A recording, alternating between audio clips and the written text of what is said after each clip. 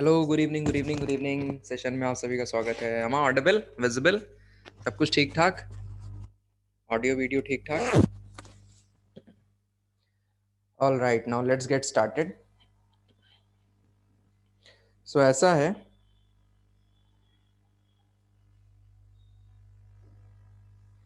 कि आज हम लोग डिस्कशन करेंगे एलसी किंग साइकिल पे। वो भी सवाल पूछा गया है, इतना ज़्यादा नहीं।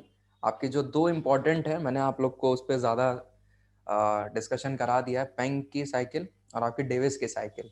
एक एलसी किंग की भी साइकिल है, वो आज हम आप लोग को बता देते हैं। अच्छे खासे नोट्स दे देंगे, उससे काम हो जाएगा। फिर आपको हम आप जो रिजुविनेशन और आपका पॉलीसाइक्लिक रिलीफ्स, उस पर हल्का सा डिस्कशन दे देंगे, तो आपका जो जियोमॉर्फोलॉजी है वो हो जाएगा समाप्त। जियोमॉर्फोलॉजी हो जाएगा। अच्छा ये बताओ, आप लोग पढ़ लोगे ना अपने से? हम वो चीज़ आप पे छोड़ रहे हैं, खास टोपोग्राफी, फ्लूवियल जो डिपोजिशन इरोजनल फीचर होते हैं, विंड जिसको एलियन बोलते हैं, कर लोगे अपने से? इतना ज़्यादा वो नहीं है, बस नाम याद रखने हैं आप लोगों को, बस। हाँ बिल्कुल बिल्कुल, किसी को कोई भी प्रॉब्लम हो आराम से ग्रुप पे पूछ लेना। कल्पना उससे हल्का सा ज्यादा रहेगा क्योंकि नाम वगैरह आ जाएंगे, वो किताब में प्रॉपर मेंशन है। वहां पे मैंने बताया है, मैंने 70% वहां कराया हुआ है, लेकिन थोड़ा नाम बढ़ जाएगा, ये है।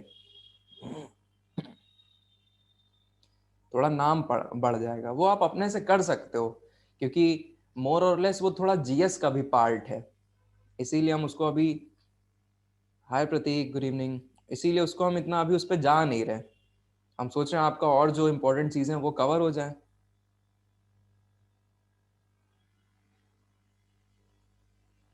बुक में मार्क, ओके चलो ठीक है, ये भी हो सकता है। बुक में मार्क करा देंगे। तो GC Leong class 11th NCERT, वो रखे रहिएगा आप लोग। जो फिजिकल वाली है वो, ठीक है, ऑल राइट, ठीक है। Now let's get started.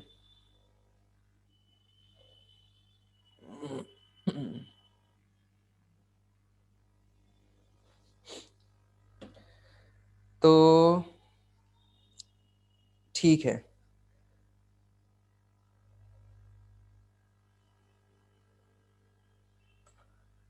NCERT, okay ठीक है। तालिबान कहाँ से आ गया?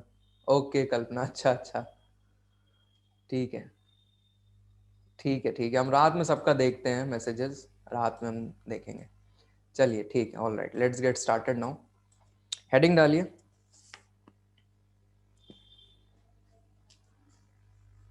LC King cycles.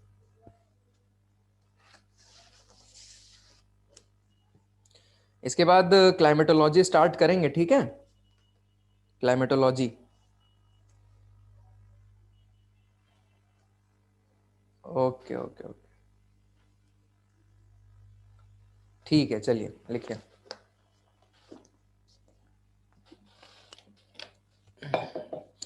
My my whole table is a mess.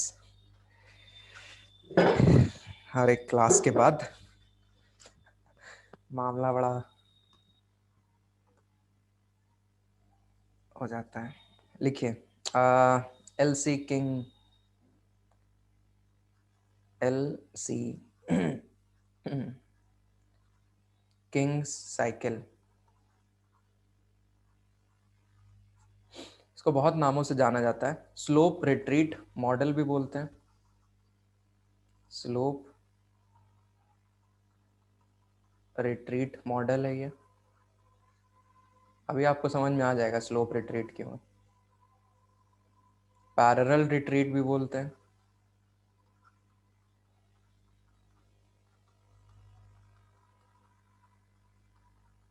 Parallel retreat भी बोलते हैं। This is also known as back wasting.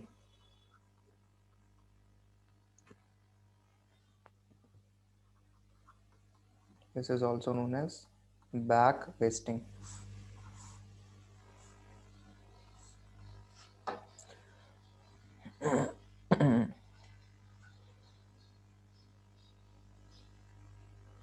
लिखिए, नोट्स लिख लो, फिर समझाते हैं। पहले लिखो सब लोग। It is one of the models, it is one of the models of savanna cycle, savanna cycle. दोस्तों जो डेविस की साइकिल थी हम लोग ने देखा था, वो टेम्परेट रीजन्स के लिए और केवल रिवर्स पे अप्लाई हो रही थी, है ना। जो हमारी पेंक है वो आप इन जनरल लगा सकते हो कहीं पे भी, इन जनरल, क्योंकि उसमें एंडोजेनेटिक और एक्सोजेनेटिक फोर्सेस को कंसिडर किया गया था। एलसी किंग जो अब आप साइकिल ये पढ़ रहे हो, ये बेसिकली सवाना रीजन के लिए है। सवाना रीजन सब लोग समझ रहे हो, big game country, savanna region जो ट्रॉपिकल ग्रासलैंड है, semi arid region, savanna cycle, ये वहां के लिए अप्लाई होती है, उन रीजन्स के लिए ये है, ठीक है। एलसी किंग की अगर बात करी जाए, इनको एक बेनिफिट क्या मिला, इनके पहले वो दोनों साइकिल आ चुकी थी, तो ये माना जाता है एक चेयर, एक ऐसी चेयर पे थे, एक ऐसी पोजीशन पे थे जहां पे इनकी नजर दोनों पे है, तो इन्होंने दोनों के पॉजिटिव एस्पेक्ट्स को उठा लिया है और अपनी एक साइकिल दे मारी है, समझे। एलसी किंग के पहले डेविस और पेंग, उनकी थ्योरी आ चुकी है, तो एक ऐसी सीट पे ये बैठे, एक ऐसी चेयर पे बैठे हैं जहां पे इन्होंने दोनों के जो बातें हैं उसको कंसिडर करके अपनी थ्योरी दे दी। तो जैसे बोला नहीं जाता है, जुगाड़, जुगाड़, जुगाड़ करके इन्होंने अपनी थ्योरी एक दे दी। इंडिया वाले काफी फेमस हैं इसके लिए, जुगाड़ के लिए, अलग अलग जगह पे जुगाड़ लगाते रहते हैं, ठीक है। तो इंडिया वाले, तो ये समझ लो इनका कोई ना कोई इंडिया से रिलेशन था, अफ्रीका तक तो आए गए हैं, तो इंडिया से मान लो इनका कुछ ना कुछ रिलेशन रहा होगा। तो बहरहाल, it is one of the models of savanna cycle given by L C King in 1940. He studied slopes. He studied slopes in South Africa. In South Africa. Climatic condition दोस्तों कैसी होंगी यहाँ पे, क्लाइमेटिक कंडीशंस की अगर बात करी जाए, dry and semi arid, dry and semi arid. और इन्होंने क्या बोल दिया था, he considered savanna climate, he considered savanna climate as representing the world condition, यही पूरी वर्ल्ड के कंडीशन को रिप्रेजेंट करा रहा है, जैसा कि डेविस ने अपने मॉडल में कर दिया था, बाकी चीजें क्लाइमेटिक एक्सीडेंट्स। तो ये क्या कह रहे हैं, he considered savanna climate as representing the, as representation of the world condition, world condition for him. Next point, for him the savanna condition was, the savanna condition was normal. जैसे Davis के लिए normal cycle की अगर बात करी जाए, तो river system, river जो इरोजन कर रही है कहाँ पे, टेम्परेट रीजन्स पे, वो उनके लिए नॉर्मल था, ये इनके लिए नॉर्मल है। तो for L C King, for L C King savanna is ideal climate, savanna is ideal climate, other climate are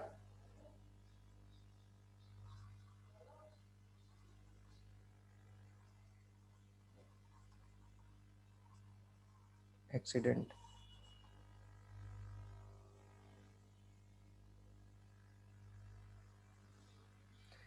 LC King had the advantage of,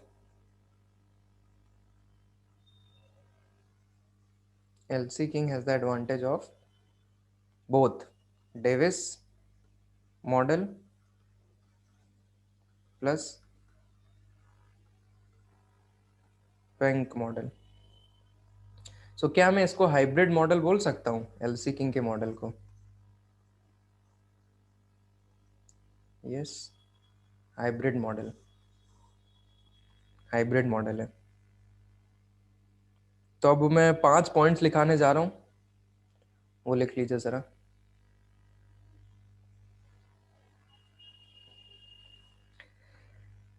पहला, he accepted the idea of stage based changes and concept of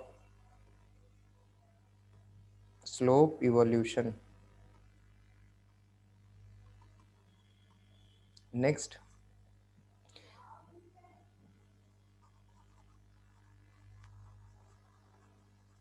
he accepted that structure and processes play a role.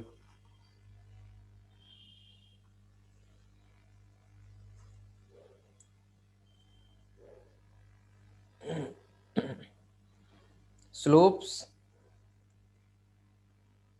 are a function of slopes are a function of time and process. Slopes are a function of time and process. देखो इन्होंने दोनों को ले रहे हैं ना, ये दोनों को ले रहे हैं, टाइम एंड प्रोसेस। ये चीज देखो बहुत तगड़ी है इनकी। और इन्होंने structure and process, idea of stage based changes, concept of slope evolution, दोनों दोनों के शब्दों को बस मिला रहे हैं ये। Slopes are a function of time and process, slope evolves from below.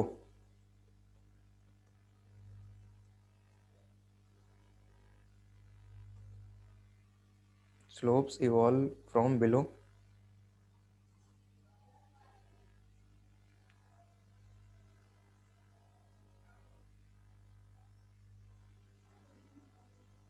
अब ये पॉइंट बहुत ध्यान से समझिएगा, क्योंकि इसको मैं अभी आगे डायग्राम बना के समझाऊंगा। बहुत आराम से समझना जो लिख रहे हो यहाँ पे।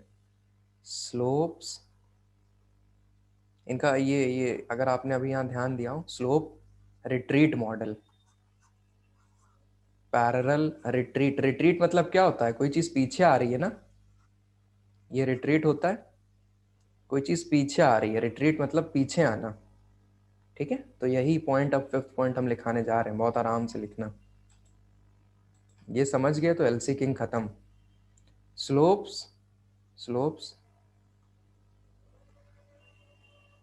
retreat back with preserving both angle and slope length, except for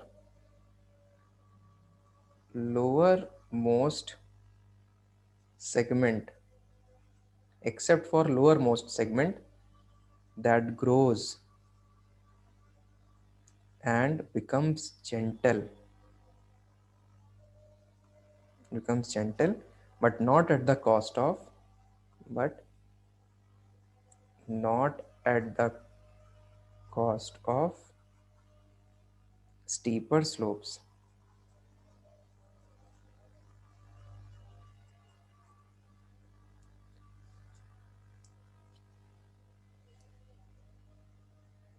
6th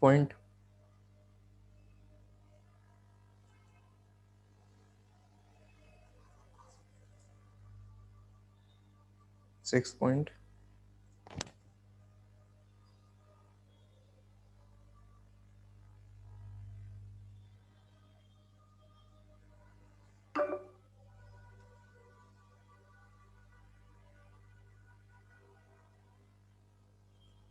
according to LC King, according to LC King,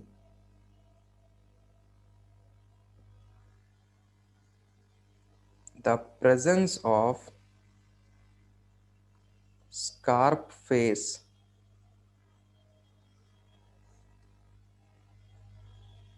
is a very important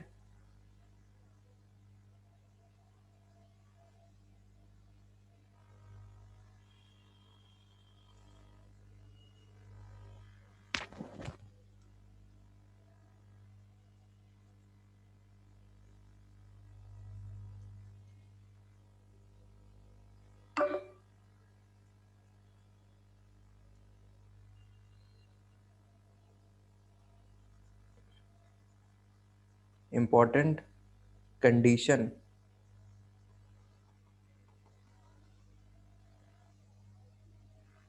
for the model to operate.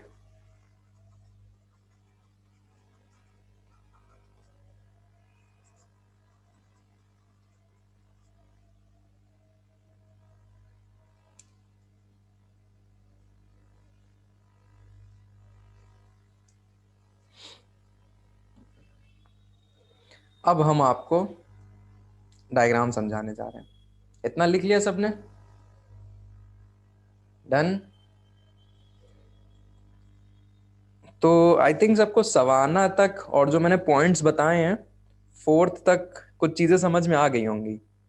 एक बार पढ़ लीजिए। स्टिल पूरा स्टार्टिंग से लेके fourth point तक सब समझ में आ गया होगा। फोर्थ पॉइंट तक आराम से चीजें समझ में आ रही होंगी। फिफ्थ पॉइंट और सिक्स पॉइंट हम समझा देते हैं डायग्राम में। एक बार देख लो आप लोग, सब लोग जो लिखा है आप लोगों ने सबने।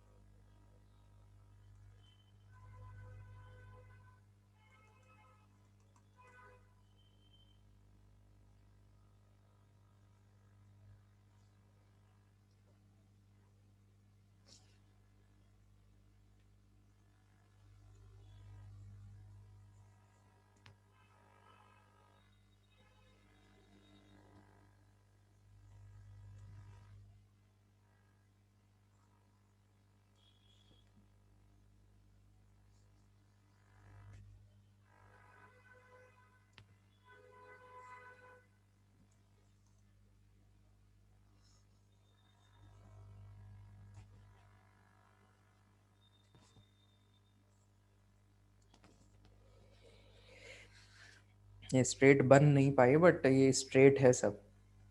समझो ध्यान से दोस्तों। इसको बोलते हैं स्कार्प फेस, जो 90 डिग्री होता है।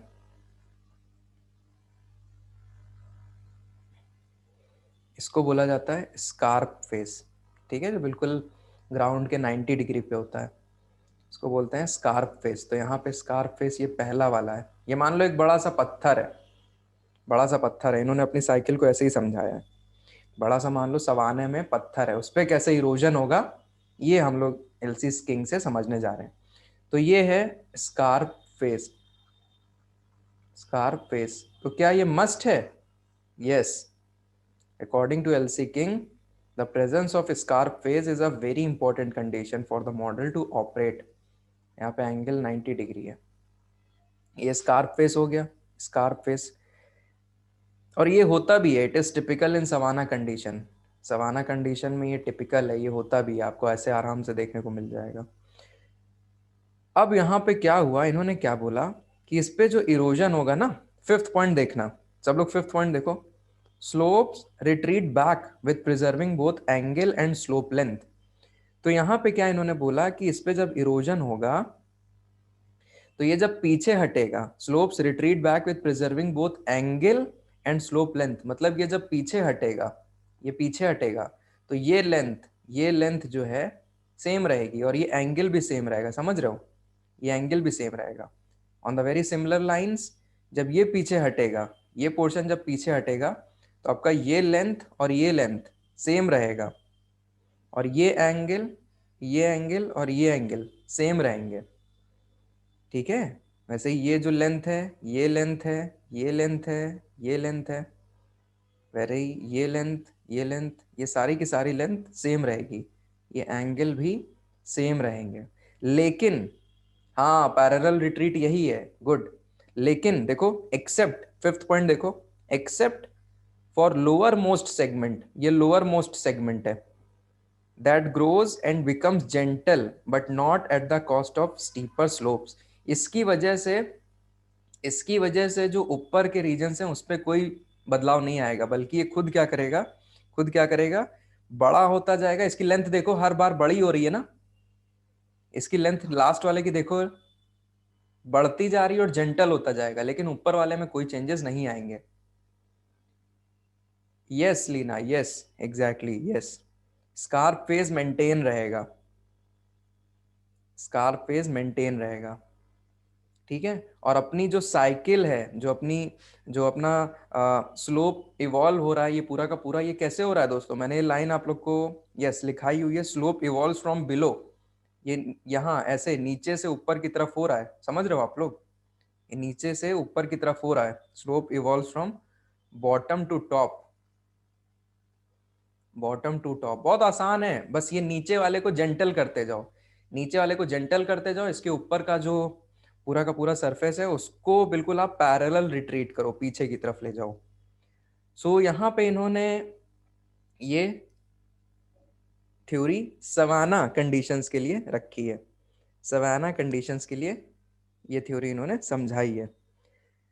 अब जब मैं इनकी थ्योरी आप लोग को पढ़ा रहा हूँ, ये बना लो आप लोग ऐसे। तो यहाँ पे क्या इंपॉर्टेंट चीज है, यहाँ पे है angle is preserve, angle is preserve, slope segment, slope segment length is same except for lower most segment, lower most segment।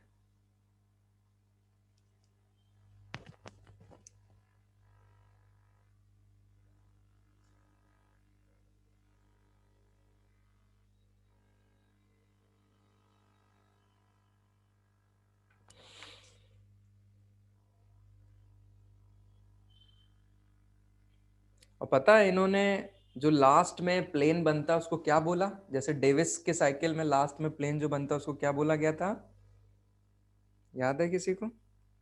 Last में प्लेन जो बन रहा था, हाँ हाँ, रिपीट कर रहे हैं कल्पना, इन्होंने क्या बोला, ये लास्ट में जो प्लेन बन रहा है, पेडी प्लेन, पेडी प्लेन, पेडी प्लेन। और जो छोटे छोटे रेजिस्टेंस रॉक्स रहेंगे, लो लाइंग हिल्स, उसको बोला है इंसेलबर्ग्स, इंसेलबर्ग्स। ठीक है, सो ये हद है कॉपी की, हम लिखा रहे हैं, अभी लिखा रहे हैं। देखो हमने क्या बताया है कल्पना, एक बार सब लोग एक बार फिर से देख लो। हमने बताया सबसे पहले स्कार्प फेस का होना जरूरी है, और जो ये सवाना कंडीशन है वहां पे स्कार्प फेस होता है 90 डिग्री, 90 डिग्री यहाँ पे स्लोप है।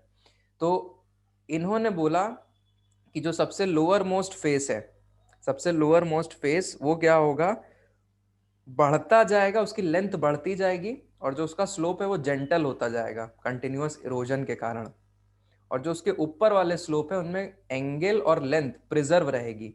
तभी मैंने ये दिखाया आपको, ये लेंथ और ये एंगल सब सेम रहेगा, इनका इनका सेम रहेगा। वैसे ही इसके नीचे वाला एंगल और लेंथ सबका सेम रहेगा, लेकिन जो सबसे नीचे वाला है वो ग्रो करता जाएगा और जेंटल होता जाएगा। ये है आपका parallel retreat model, slope retreat model. ठीक है, तो इसके लिए स्कार्प फेस होना जरूरी है, नीचे से ऊपर की तरफ इसमें इरोजन होगा, इवोल्यूशन होगा स्लोप का, और बॉटम टू अप। लास्ट में जो पेडी प्लेन है वो क्या है, एक एक्सटेंसिव है, बिल्कुल अब वहां पे इरोजन होने की कोई संभावना नहीं रहती है। तो ये है हमारा एलसी किंग। इन्होंने दोनों चीज़ों का इस्तेमाल कर लिया है, इन्होंने दोनों के आइडियाज़ को ले लिया, इसीलिए हाइब्रिड मॉडल है। टाइम इंपॉर्टेंट है, प्रोसेस इंपॉर्टेंट है, स्लोप इवोल्यूशन हो रहा है, ये सारी बातें। सवाना आइडियल क्लाइमेट है, बाकी क्लाइमेटिक एक्सीडेंट है। कल्पना, लास्ट ये जो नीचे वाली सरफेस है केवल इसमें, और बाकी किसी में नहीं कुछ होगा चेंज। बस ये घिसते जाएंगे, ये पोर्शन हटता जाएगा ना, ये पोर्शन हटता जाएगा, ये पोर्शन हटता जाएगा। यहाँ पे फेज आप इसको पूरे को देखो, फेज आप पूरे को देखोगे, ये पूरा एक फेज है समझ लो, ये पूरा एक फेज है। ये हटेगा, ये फिर इधर वाला हटेगा, ये इधर वाला हटेगा ऐसे, हाँ फिर ये हटेगा ऐसे, ऐसे इस तरफ बढ़ रहा है पूरा सिस्टम, इस तरफ बढ़ रहा है पूरा सिस्टम। अब क्या है कि एक कॉन्सेप्ट है इन्हीं का, बेसल सैपिंग, वो समझाना जरूरी हो जाता है। Basal sapping, basal sapping. दोस्तों अगर ऐसा कहीं पे इरोजन हो रहा है तो जाहिर सी बात है वो जो उससे सेडिमेंट्स निकलेंगे, उसको कहीं पे कोई चीज होगी जो उसको हटाएगी भी तो, क्योंकि डेब्री निकलेगी ना इरोजन होके। समझ रहे हो आप लोग हम क्या कह रहे हैं?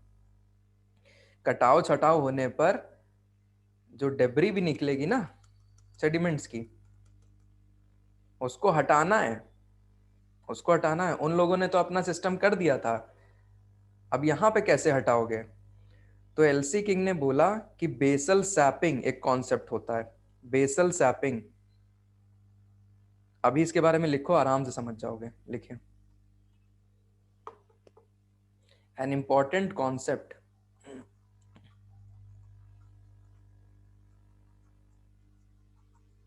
An important concept in LC King is basal sapping.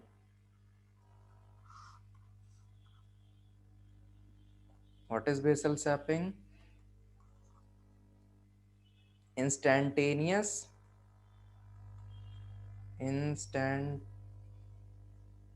instantaneous removal of debris from the base of the slope, from the base of the slope. King's model, King's model cannot operate, cannot operate without efficient, without efficient basal sapping.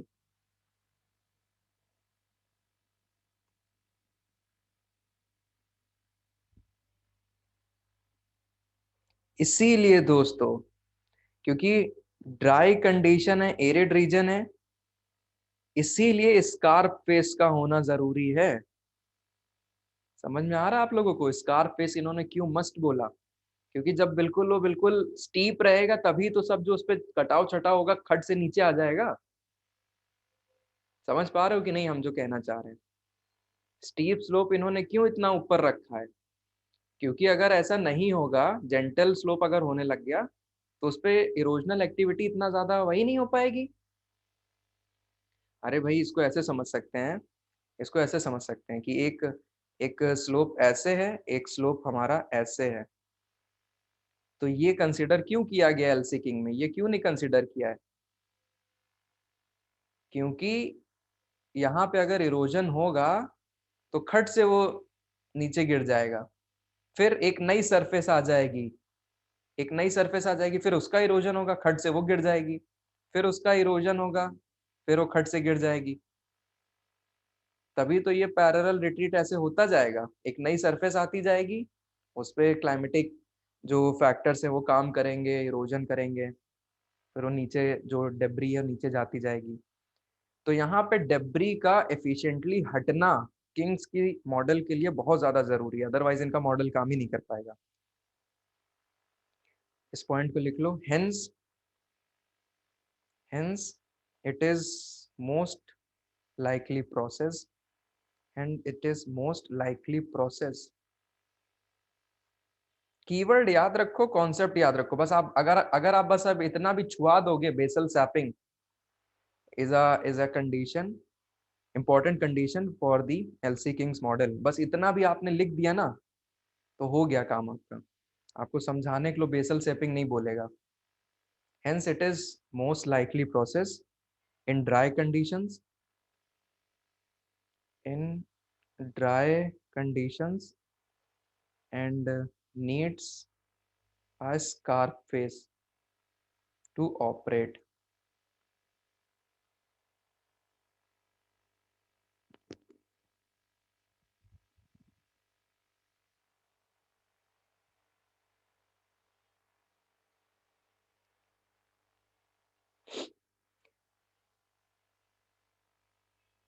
ये बात है, बात ये है। और इसको अगर आप ऐसे भी समझो कि ये मेरा फेस है अभी ए बी, यहाँ पे जब इरोजन होगा, कस के इरोजन होगा यहाँ पे, तो यहाँ पे हम देखेंगे कि जो इरोजन हो रहा है, इरोजन हो रहा है, सब इरोजन होके नीचे आएगा और sediments have to be removed instantaneously from the base. नहीं तो फिर आगे की प्रोसेस कैसे इफेक्टिवली हो पाएगी, आगे की प्रोसेस कैसे इफेक्टिवली हो पाएगी फिर ये, जब क्योंकि पूरा हटेगा तभी तो फिर दूसरा यहाँ पे फेस आ जाएगा सी डी। फिर जब ये हटेगा, इसका सेडिमेंट्स हटेगा, तब तीसरा फेस आ जाएगा E F.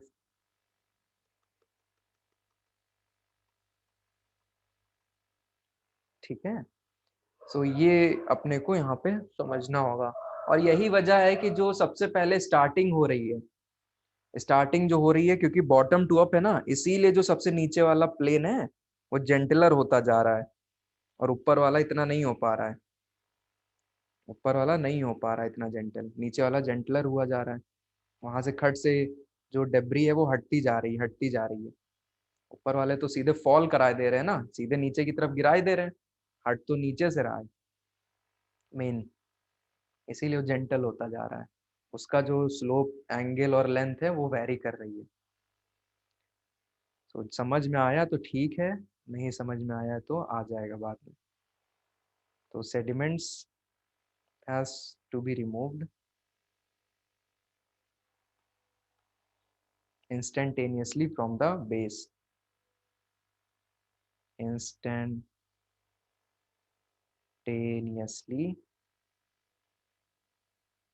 from the base, this is known as basal sapping। बस ये कीवर्ड याद रखना, बस बेसल सैपिंग का मतलब क्या है, बेसल सैपिंग का मतलब क्या है।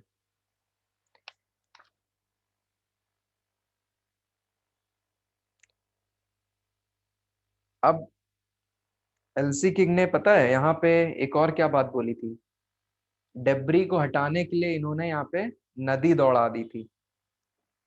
डेब्री को हटाने के लिए एक एजेंट भी चाहिए ना, तो इन्होंने उस एजेंट को रिवर कह दिया था। यहाँ पे डेब्री जो आ रहा है उसको नदी अपने साथ ले जाएगी, समझे, नदी अपने साथ ले जाएगी। So river performs basal sapping, river performs basal sapping, इन्होंने बोला एलसी किंग ने।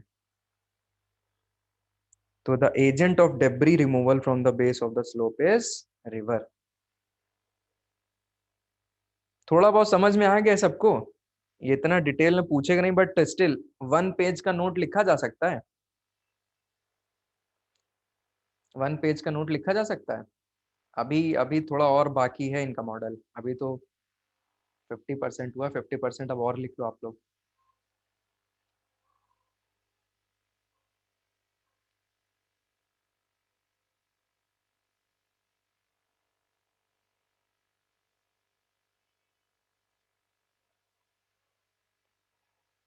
लिखिए।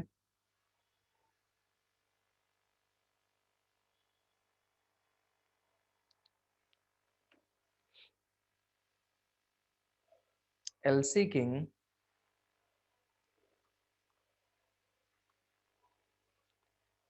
King model is based on two processes. कौन सी? स्कार्प रिट्रीट,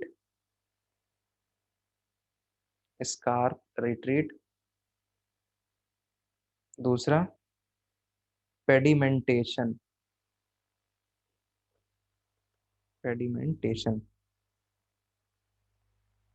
पेडिमेंटेशन की मतलब, ये पेडिमेंटेशन का ये मतलब है, बहुत जनरल है, कि पेडी प्लेन्स का बनना। पेडी प्लेन्स क्या है, मैंने आप लोग को बता दिया, जो सबसे लास्ट वाली स्टेज आ रही है उसको अचीव करना, तो ये एक प्रोसेस है। पेडिमेंटेशन इन्होंने शब्द यूज किया, ठीक है, तो इसको घबराने वाली बात नहीं है। Scarp retreat, pedimentation. तो स्कार्प रिट्रीट मैंने आप लोग को पहले बता दिया था, कैसे फेस पैरेलल रिट्रीट पीछे की तरफ हो रहा है। पेडिमेंटेशन एक ऐसी प्रोसेस जो कि हम देखेंगे जिसके लास्ट स्टेज में पेडी प्लेन्स बनते हैं। ठीक, तो नेक्स्ट पॉइंट लिखिए। Like Davis, like Davis, he assumes there is rapid upliftment. There is rapid upliftment initially. देखो कॉपी कर लिया। followed by prolonged crustal stability. prolonged crustal stability. The youthful stage, the youthful stage, अब इनके model को जब उस बाकी जगह पे लगाओगे, रिवर वगैरह पे पूरा लगाओगे, तो क्या क्या मिलेगा, वो यहाँ पे डिस्कस हो रहा है। The youthful stage, the river profile is irregular. The river profile is irregular. There are deep gorges, जैसा कि डेविस में बोला गया है। There are deep gorges and there are vertical अभी अपना लाएंगे scarp faces.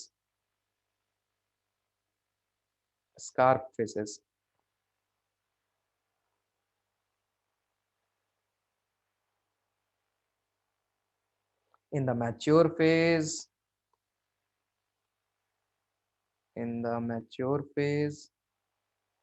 there is less valley deepening. Davis का बात अब अपनी लाएंगे। There is less valley deepening and more valley widening. ठीक है।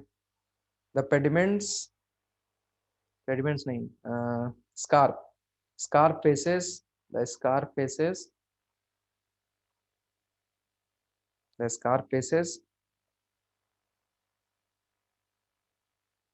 retreat backwards.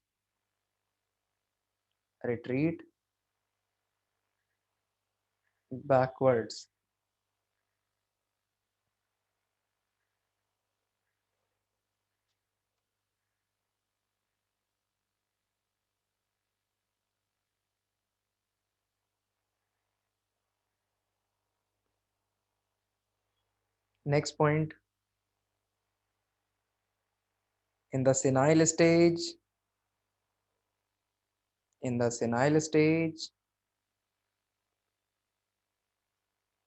senile मतलब old stage, landscape is flattened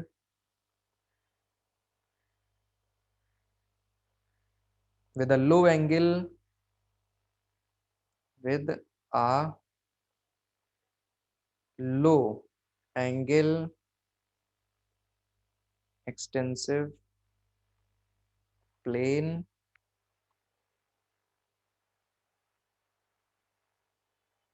concave in shape, concave in shape. It is also known as, it is also known as पेडिप्लेन. बन गया पेडिप्लेन last वाला.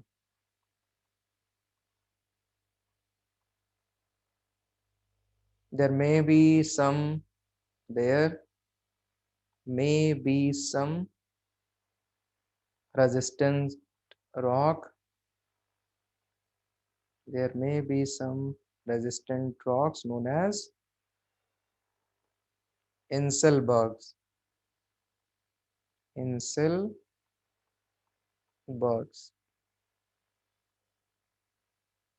बस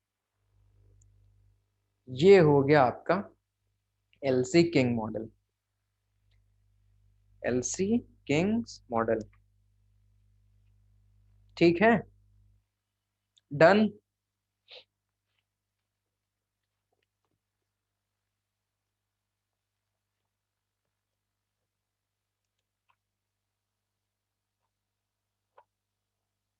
लिख लिया.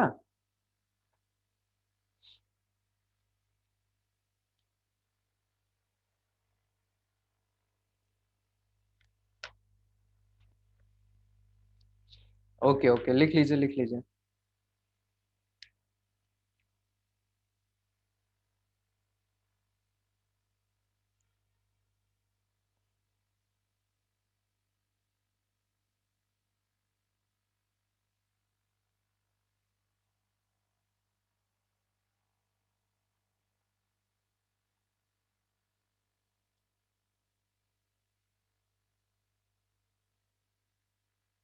लो angled extensive plain. हाँ हाँ, low, LOW, yes.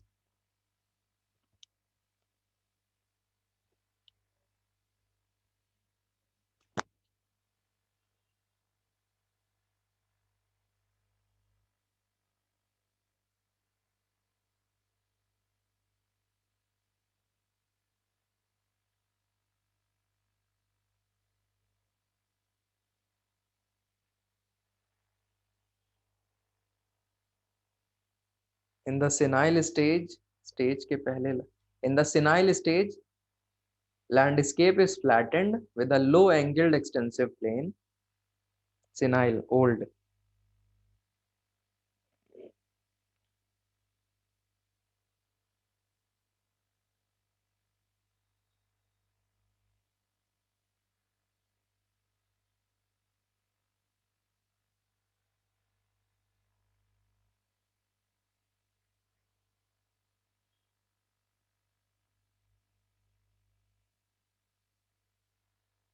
Okay, I think सबने लिख लिया है. अब दोस्तों, मैंने आप लोग को एक जगह पे टोपोग्राफिक डिस्कॉर्डेंस बताया था. मैंने रिजुविनेशन आप लोग को कहीं ना कहीं लिखाया था. रिजुविनेशन कुछ ना कुछ बताया आप लोगों को, राइट? रिजुविनेशन क्या होता है?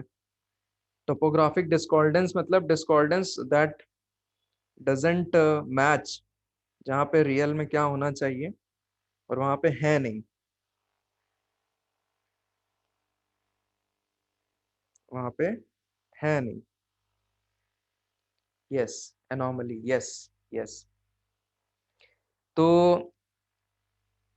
जब भी हम पॉलीसाइक्लिक रिलीफ्स की बात करेंगे, पॉलीसाइक्लिक मतलब एक साइकिल जो चल रही थी, यस यस, एक साइकिल जो चल रही थी, अब वो दोबारा से कुछ फैक्टर्स के कारण और होने लग रही है. जब मैं, जैसे मैंने आप लोग को रिवर टेरेस वाला बताया था, यस, मतलब कि पहले क्या था कि ऐसे कुछ था, नदी इसके बीच से बह रही थी, लेकिन फिर क्या हुआ, कुछ कंडीशंस के कारण ये बेस लेवल चेंज हो गया. बेस लेवल चेंज हो गया, सो अब इसने एक नया पाथ ले लिया. Base level changes. हाँ बिल्कुल, ये रिजुविनेट हो गई. तो जरा आप लोग अब अपनी किताब उठाइए सब लोग। इस पे बहुत आराम से जो कीवर्ड्स हैं वो मैं मार्क करा दे रहा हूँ, आराम से इसको समझ सकते हो। चैप्टर नंबर 16 ओपन करिए, cycle of erosion, rejuvenation and polycyclic reliefs.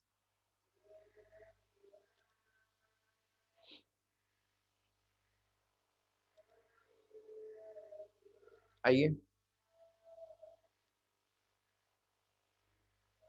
आगे। ओके, यहाँ पे आइए जरा।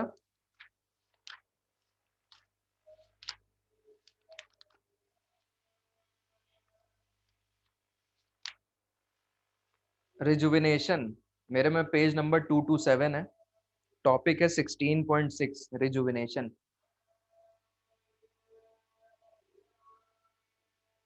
आगे सब लोग रिजुविनेशन। देखो अब हम जो पढ़ रहे हैं उस पर ध्यान दो। पहले अपने दिमाग में बैठा लो रिजुविनेशन होता क्या है। रिजुविनेशन, रीजुविनेट हो जाना, रीजुविनेट हो जाना, रीजुविनेट हो जाना, दोबारा से यौवन आ जाना। ठीक है, रीजुविनेट हो जाना, दोबारा से जो है जुवेनाइल हो जाना। तो दिल तो बच्चा है जी, दोबारा से। So rejuvenation simply means acceleration of erosive power of the fluvial process caused by a variety of factors। मतलब क्या है यहाँ पे, जो नदी की इरोसिव पावर है वो दोबारा से बढ़ जाए, नदी की इरोसिव पावर दोबारा से बढ़ जाए। रिजुविनेशन जैसे ही शब्द आ रहा है आप लोग के दिमाग में चीज फील हो रही है ना, तो शब्द समझ जाओ, उसके बाद नीचे कहानी समझ जाओगे। रिजुविनेशन मतलब क्या है कि जो पावर है नदी की काटने की, इरोसिव पावर जो है वो दोबारा से बढ़ गई है। ये है रिजुविनेशन का सिंपल सा कॉन्सेप्ट। अब आराम से थ्योरी है, मेरे साथ देखो। Rejuvenation simply means acceleration of erosive power of the fluvial process caused by a variety of factors. अब ये इसके पास कैसे पावर आ सकती है, ये जो इरोसिव पावर है ये कैसे बढ़ सकती है। कई कारण है, लॉट ऑफ फैक्टर्स। अभी हम देखते हैं, नीचे आइए देखिए। डायनेमिक रिजुविनेशन, डायनेमिक रिजुविनेशन में upliftment in the land mass. हमारा लैंड मास उठ जाए, हमारा लैंड मास उठ जाए तो क्या रिजुविनेशन हो सकता है? बिल्कुल हो सकता है। लैंड मास हमारा अगर उठ जाए, बिल्कुल सही बात है। अब नेक्स्ट देखो, यूस्टेटिक रिजुविनेशन। यूस्टैटिक रिजुविनेशन, यूस्टैटिक रिजुविनेशन, इसमें सी लेवल में बदलाव आ जाए। सी लेवल में बदलाव, सी फ्लोर नीचे चला जाए, सी फ्लोर नीचे चला जाए, ये जो कोस्टल लैंड है वो उठ जाए। सी लेवल नीचे चला जाए, कोस्टल लैंड उठ जाए। ये दोस्तों कैसे हो रहा है? सी लेवल चेंज के कारण हो रहा है। तो यूस्टैटिक में सी लेवल चेंज के कारण। स्टैटिक रिजुविनेशन क्या है? हाँ, स्टैटिक रिजुविनेशन, स्टैटिक रिजुविनेशन में क्या हो रहा है, रिवर को ही कंसिडर कर रहे हैं हम लोग यहाँ पे। रिवर का लोड कम हो जाए, रिवर का लोड कम हो जाए तो उसमें इरोसिव पावर फिर से बढ़ जाएगी। पानी बढ़ा दो, नदी में पानी बढ़ा दो, नदी में वॉल्यूम ऑफ वाटर इंक्रीज कर दो, वॉल्यूम ऑफ वाटर इंक्रीज कर दो, बढ़ जाएगी इरोसिव पावर। जैसे ग्लेशियर मेल्ट हो जाए, एग्जैक्टली वॉल्यूम बढ़ गया ना। हाँ बिल्कुल बिल्कुल। तो ये क्या है? Static rejuvenation. तो रिजुविनेशन पे आएगा तो हाफ पेज का आराम से राइटअप हो सकता है ना आप लोगों से।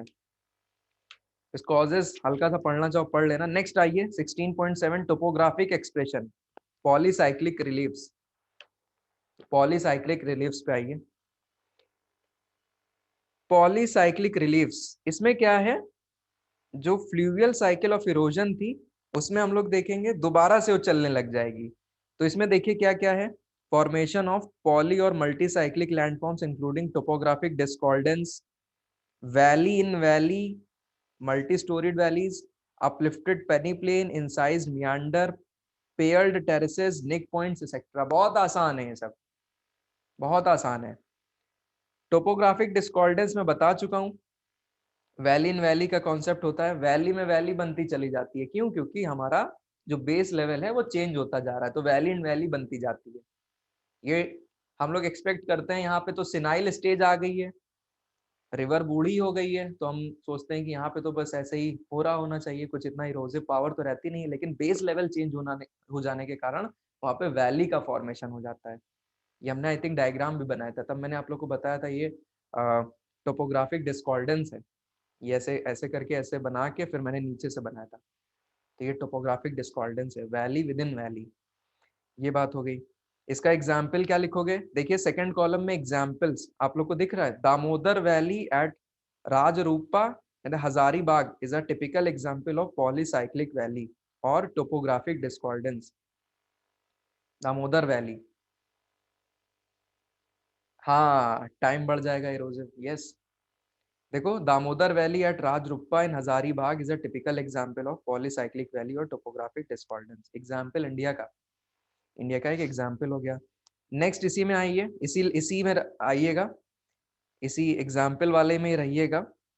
और जो डायग्राम बना है फिगर 16.5 एग्जांपल ऑफ पॉलीसाइक्लिक, वो डायग्राम देख सकते हो। उसके नीचे अगर आप लोग आओगे, पैरा में लिखा है such topographic discordance is also observable in the valley of Narmada river at Bheda घाट। मैं हमेशा इसका जिक्र करता रहता हूँ, वहां पे भी ये काफी देखने को मिलता है। मिला सबको? Such topographic discordance is also observable in the valley of Narmada river at Bheda Ghat, Dhuandhar falls, 15 kilometre away from Jabalpur city in MP. ये वहां पे आपको दिख जाएगा। काफी ज्यादा वहां पे अपलैंड रीजन है, चेंज होता है। हाँ बिल्कुल बिल्कुल। बस अपलिफ्टेड पेनी प्लेन में क्या होगा दोस्तों? पेनी प्लेन क्या था, सबको याद है ना? लास्ट स्टेज में जो प्लेन बना था पेनी प्लेन, वो अपलिफ्ट कर जाए, किन्हीं कारणों की वजह से अपलिफ्ट कर जाए, तो फिर से उसमें रिजुविनेशन हो जाएगा ना, उसमें फिर से रिजुविनेशन हो जाएगा। समझ में आ रहा है? अपलिफ्टेड पेनी प्लेन्स, ये भी पॉलीसाइक्लिक रिलीफ फीचर्स है। समझ में आ रहा है सबको? अपलिफ्टेड पेनी प्लेन अपलिफ्ट हो जाए किन्हीं कारणों से। इसका एग्जाम्पल नेक्स्ट कॉलम में लिखा है, देखिए the patlands of the Ranchi Plateau is a typical example of uplifted peneplain, which is higher than the central Ranchi Plateau. Patlands of the Ranchi Plateau. Patlands of the Ranchi Plateau. Patlands क्या होते हैं? Laterite deposition होते हैं, जिसकी वजह से क्या हो जाता है, जो एरिया है पैटलैंड्स वहां पे लोकलाइज्ड प्लेटू टाइप के बन जाते हैं, लोकलाइज्ड प्लेटू टाइप के, उसको पैटलैंड्स बोलते हैं। वो डायग्राम देखो, डायग्राम फिगर 16.7, लेटराइटिक, देखो लेटराइटिक बसाल्ट कॉन्सेंट्रेशन दिख रहा है आप लोग को? हाँ यस यस। रिजुविनेशन किस में लाओगे? बूढ़े में लाओगे। बूढ़े में आप, बूढ़े को आप जवानी में ला रहे हो, ये बात है। फिगर 16 पॉइंट देखिए, पैटलैंड्स एंड रांची प्लेट्यू। तो पैटलैंड देखो उठा हुआ पोर्शन है, अपलिफ्टेड पेनीप्लेन है एक तरीके का, अपलिफ्टेड पेनीप्लेन। तो पैटलैंड्स ऑफ रांची प्लेट्यू। इसके बाद दोस्तों इनसाइड मियांडर्स। इनसाइड मियांडर्स कुछ नहीं है, मियांडरिंग जानते हो आप लोग, लास्ट स्टेज में होती है नदी, लास्ट स्टेज में मियांडरिंग करती है, यस।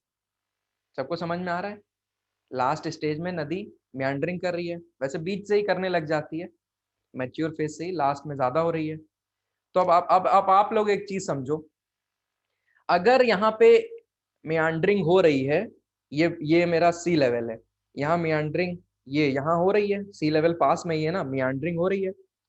अब ये लैंड उठ जाए, तो क्या जो ये मियांडरिंग हो रही है, अब ये वैली नहीं बन जाएगी, उसी मियांडरिंग में वैली बन जाएगी, यस। यही है आपका इंसाइज्ड मियांडर्स। इसकी फोटो देखोगे आराम से समझ जाओगे, एनसीईआरटी में है, एनसीईआरटी में है, आप लोगों ने देखा भी होगा। इसमें है कि इसमें नहीं बनी हुई है? यही है इंसाइज्ड मियांडर्स का कॉन्सेप्ट, इंसाइज्ड मियांडर्स।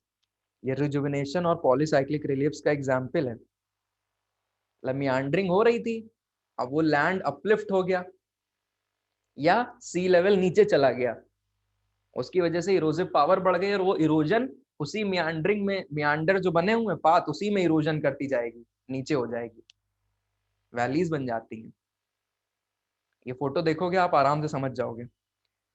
एंट्रेंस्ड मियांडर क्या होता है? जब वैली के दोनों साइड स्लोप बराबर कटे, एंट्रेंस्ड मियांडर। नेक्स्ट उसमें लिखा है देखिए, इंसाइज्ड मियांडर्स में इस तरफ नेक्स्ट कॉलम में incise which are further divided into one entrenched meander having uniform slope of both the sides valleys of meander loops and ingrown meanders which have unequal slope of valley side. तो slope पे है, अगर अलग अलग है तो ingrown meander, एक जैसे slope है तो entrenched meander. नेक्स्ट पेज पे आइए, लास्ट पैरा, निक पॉइंट देख लो. निक पॉइंट मैंने आई थिंक निक पॉइंट बताया था, जहां से रिजुविनेशन स्टार्ट हो रहा है, जहां से स्लोप बेस लेवल में चेंज आ रहा है, वो निक पॉइंट है. निक पॉइंट है वो. Nick point simply called Nick point or only Nick represent break in slope in the longitudinal profile of a river caused by rejuvenation. ठीक है, तो वाटरफॉल वगैरह इससे बनते हैं. लास्ट में है पेयर्ड टेरेसेस. पेयर्ड टेरेसेस, जो टेरेस बनते हैं वो पेयर्ड बनते हैं. इतना ये वो है नहीं. पेयर्ड टेरेसेस जो रिवर टेरेसेस आपको बताए थे वही हैं. एक जैसा दोनों तरफ दिखे, दोनों तरफ एक जैसा दिखे तो पेयर्ड टेरेस होता है. जो 16.5 है, जो मैंने अभी रिवर टेरेसेस बताया जहां पे टोपोग्राफिक डिस्कॉर्डेंस समझा रहे थे, दोनों तरफ स्लोप एक जैसे रहे तो पेयर्ड होता है, नहीं तो अनपेयर्ड होता है. बस ये चीज है. तो थोड़े बहुत नोट्स बना लोगे ना आप लोग इसके. हमने पूरा रिजुविनेशन और पॉलीसाइक्लिक रिलीफ पढ़ा दिया. Half page, single page notes बना लेना, रनिंग नोट्स. ठीक है, all right. So with this काफी कुछ अपना हो गया यहाँ पे, काफी कुछ यहाँ पे हो गया. और फ्लूवियल, ग्लेशियल, एओलियन, कास्ट जो है ये हम आप पे छोड़ रहे हैं अभी. ये हम आप पे अभी छोड़ रहे हैं. जब आप लोग से नहीं होगा तब हम अपने को इन्वॉल्व करेंगे. कल हम क्लाइमेटोलॉजी स्टार्ट करने जा रहे हैं. ठीक है, क्लाइमेटोलॉजी कल से हम स्टार्ट करने जा रहे हैं. किसी को कोई दिक्कत हो तो हमसे पूछ लेना. और ये सब बातें हैं. बिल्कुल बिल्कुल अपर्णा, यस. ठीक है ठीक है ठीक. So that's it for today. That's it for today. Keep revising, jottings करिए, हाईलाइट करिए, नोट्स में अपने इनकलकेट करिए चीजों को. चलो, thank you, bye bye, take care, bye.